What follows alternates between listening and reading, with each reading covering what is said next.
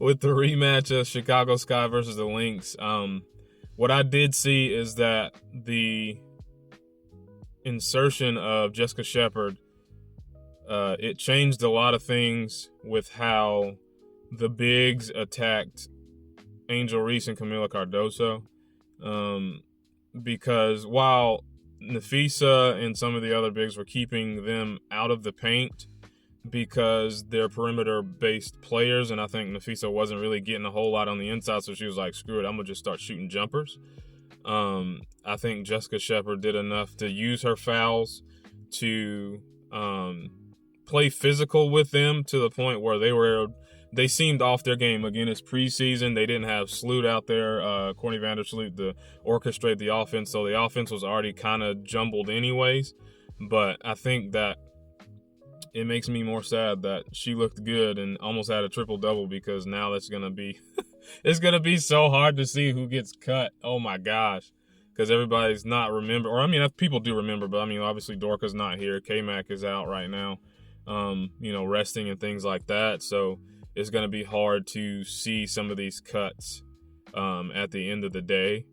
I love what Alyssa Peely's doing all the intangibles and things like that. There was a play I wish I could have saved, or I probably should have saved it, where she was running off of a screen and cutting around the basket, and like Angel made contact with her, but Alyssa kept bumping with her, and like Angel's taller, but Alyssa Peely's heavier and stronger, and so she wasn't moving at all. They kept bumping, but like Peely wasn't moving, and she made it to where she was going to, so she's not going to be knocked off her path to where she needs to go within the play.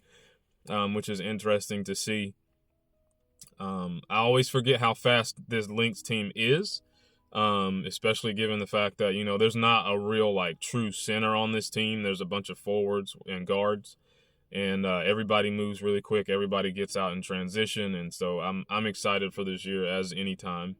But with the Sky, again, Ariel Atkins is, one of my favorite players to watch, because she's so skilled.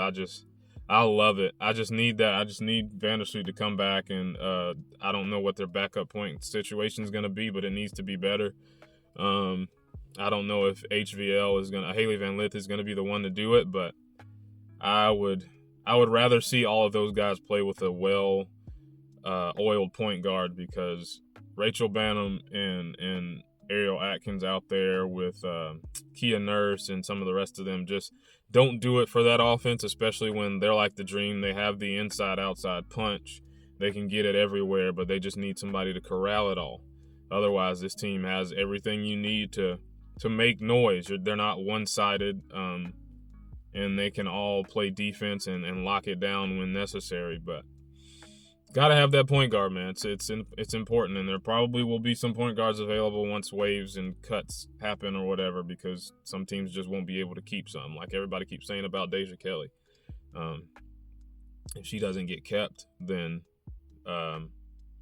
whoever the first team in line is should take. I don't even know who would be the first team in line, but she should not be available for long.